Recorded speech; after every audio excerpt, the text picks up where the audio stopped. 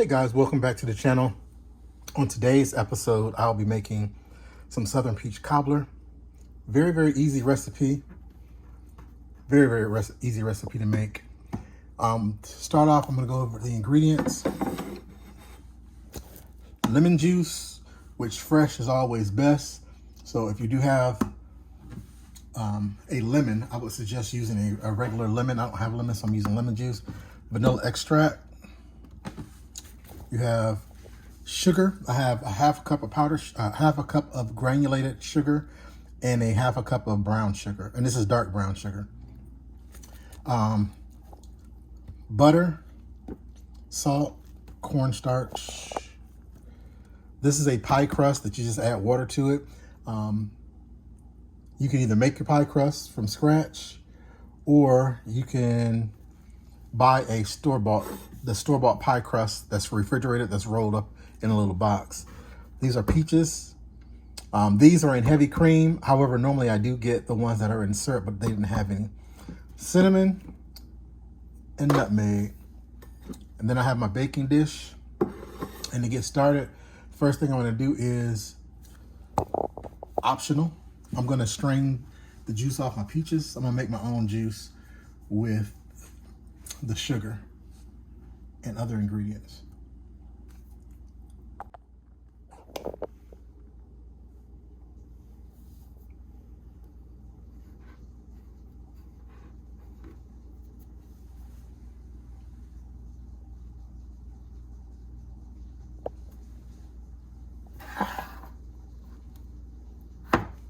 All right, guys, so I'm gonna turn my stove on,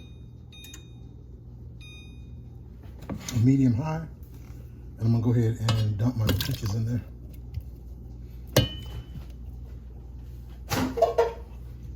Also, with this recipe, it's going to be based upon how much or how large you want your peach cobbler to be. This is a small one that I'm making. We're going to dump the sugar.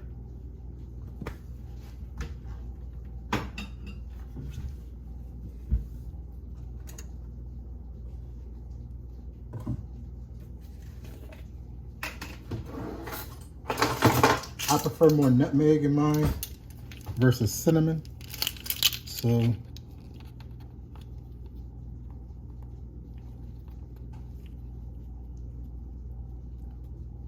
put about 1/8 of a teaspoon of cinnamon. That's going to be to your liking as well. And the same with the nutmeg. This nutmeg is very strong, so be careful. I like using the freshly grated nutmeg.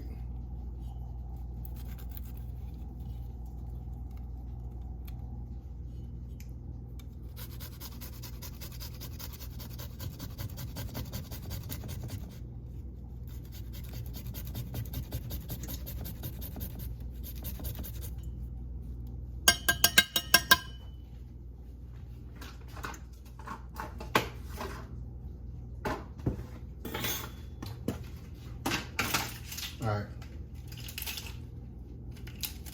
about 1/4 teaspoon of salt.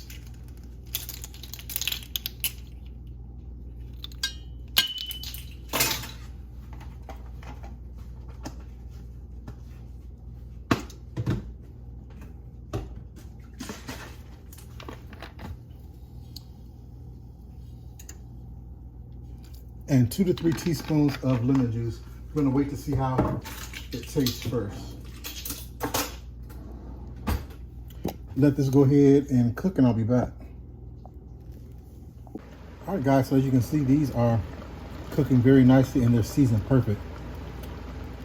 Now, what I'm gonna do is add about 1/2 cup of water. If you are not draining your peaches, then you don't need to add that. What that's gonna do is give it a little bit more broth.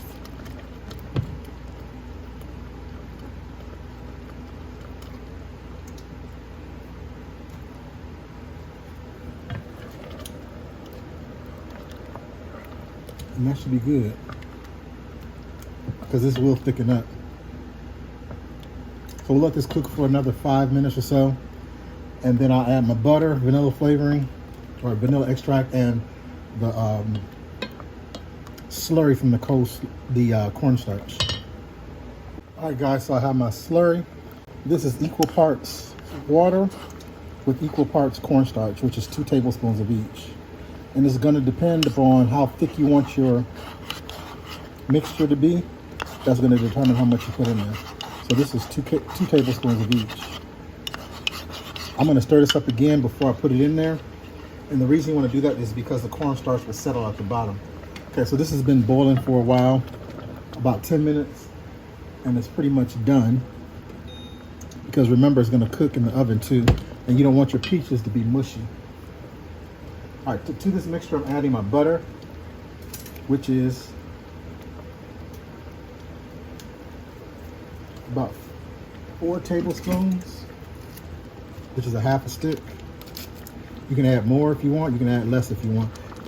One good thing about cooking things like this is that you can make it your own recipe. You don't have to cook it according to the way that it's traditionally done. You can make it however you want, especially when it comes to the sugar as well. Now, this is unsalted butter. If you do use salted butter, I would recommend cutting the salt down in half that you put in initially, so that it's not too salty. I'm also going to go ahead and put in my.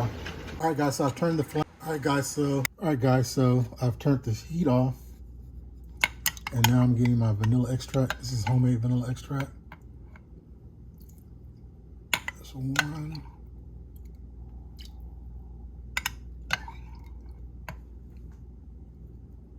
It's about 3 tablespoons of vanilla extract, which is optional. You can put as much or as less as you like in there.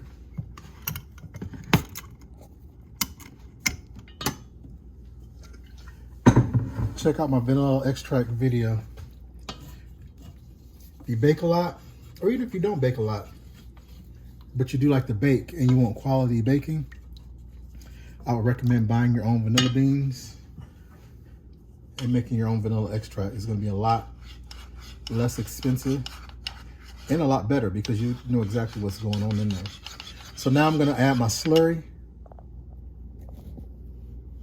to the cornstarch mix.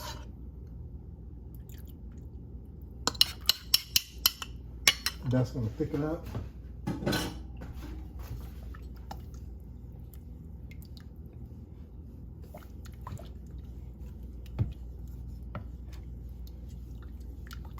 You want to cook this on low, and you want to stand by the stove and not leave it because it will stick at the bottom if you don't consistently keep stirring it. All right, so I'll be back.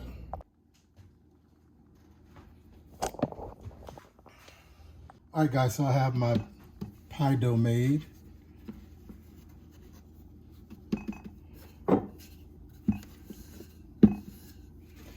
And I'm not doing a full crust. I'm doing a top crust and a bottom crust.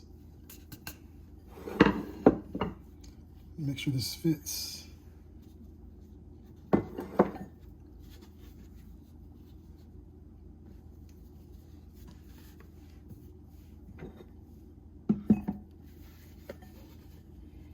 Now I could do it real pretty by cutting around at the bottom to the perfect size, but I'm not going to do that. I'm actually going to put it in here like this.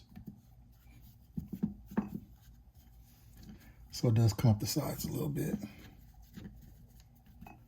And I'm going to par bake this, which means I'm going to bake it for like about 10 minutes. Get it to a point of almost being done. And the reason you want to do that is because the peach cobbler has so much liquid in it that you don't want your crust to be soggy. So if it's done or almost done before you bake it, you won't have that problem.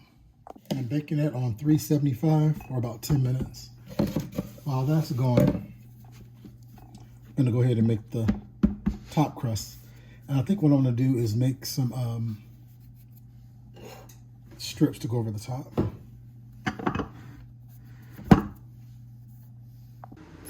I'm going to use my little pastry tool that I have right here. This is going to give it a nice design once I do cut the dough. This is box pastry.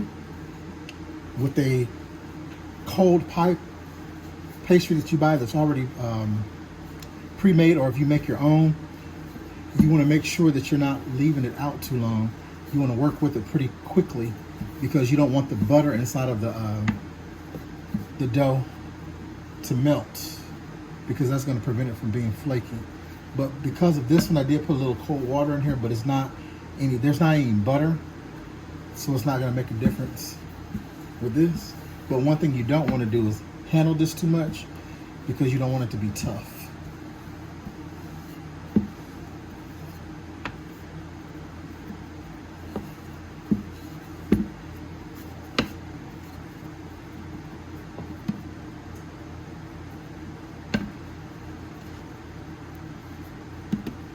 All right.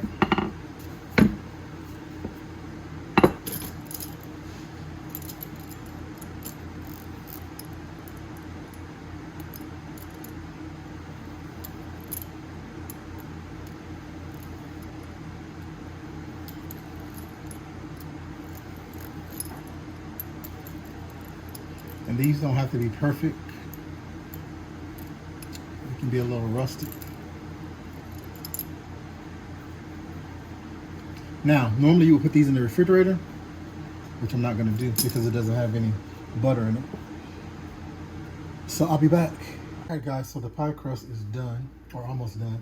Still a blonde color. I've never used this box pie crust before, so this would be a first for, I guess, both of us. But it appears to be done. Almost done. So now what I'm going to do is put my peach mixture in there.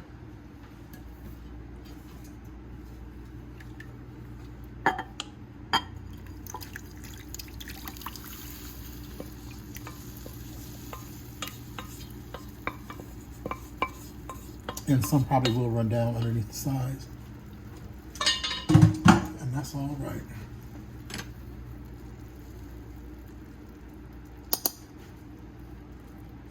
Now, how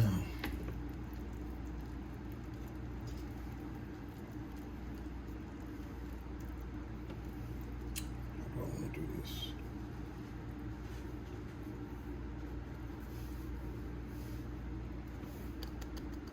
Shoot, it was hot.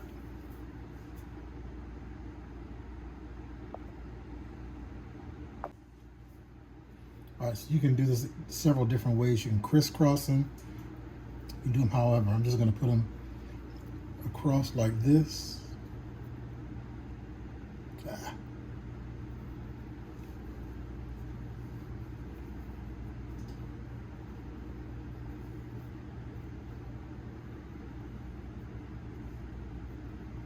Another thing you can do too, like when I was making the baking the crust in the oven, you can actually take some of the crust and make dumplings.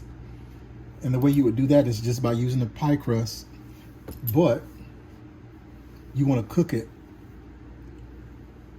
while it's pre-baking in the oven with the crust. That way they won't be soggy, but they'll be all the way done. All right, guys, this will be more prevalent once the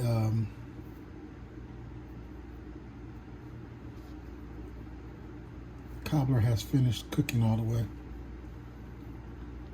Just trying to throw crust all around the sides and stuff because I like a lot of crust in mine. So nothing fancy. Just trying to get rid of all of this dough that I have.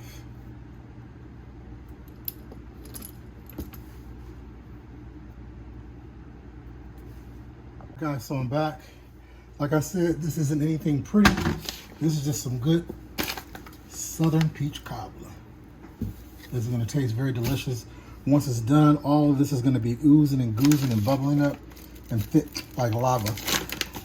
At this point, you can either take some butter and put over the pastry, egg wash, or just leave it as it is.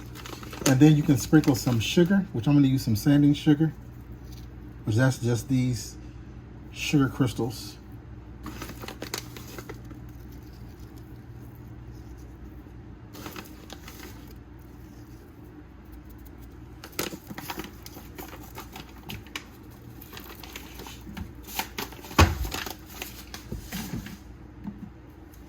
A little nutmeg, just a little.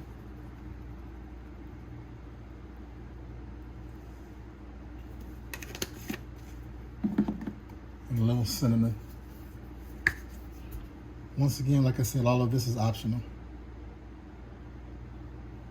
All right, so this is gonna go in the oven on 375 for about 30 to 40 minutes, probably around 30 minutes. All you're doing is just getting this to cook the crust until it's done. And then also you'll know when it's done because like I said before, this will all be real thick and bubbly and like more of like a clear type liquid. So I'll be back.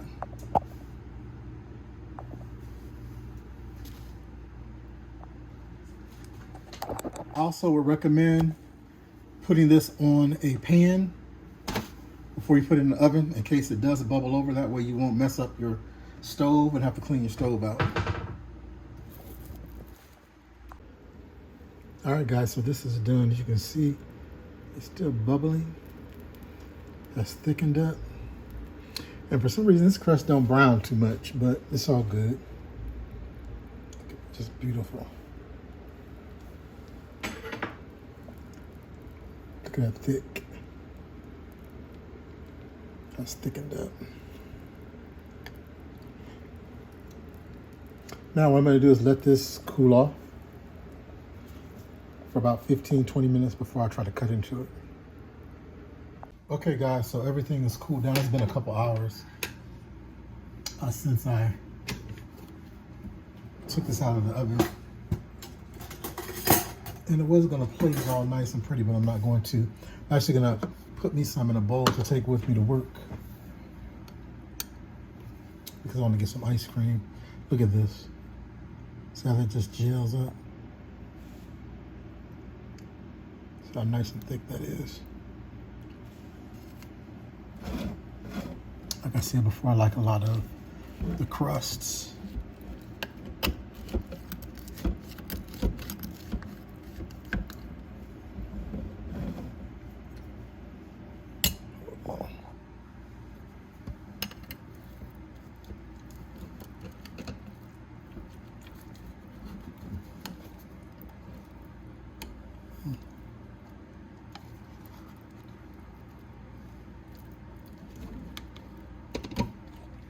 Look at that.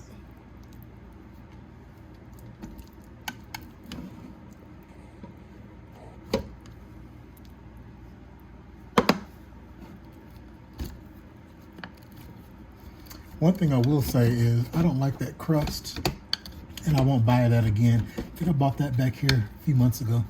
I'm not sure why I bought it, but I prefer to have a crust that I made myself, which is a butter crust, or one of the store-bought rolled up crust. And the reason being is because those are made from butter, and the texture and the actual flavor is going to be a lot better than this, because this is actually a more so like a crust that's made with shortening. All right, so I'm gonna taste this.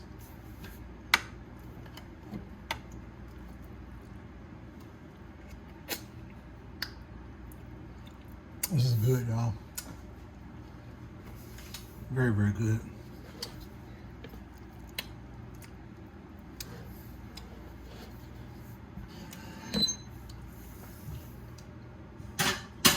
Until next time, stay safe.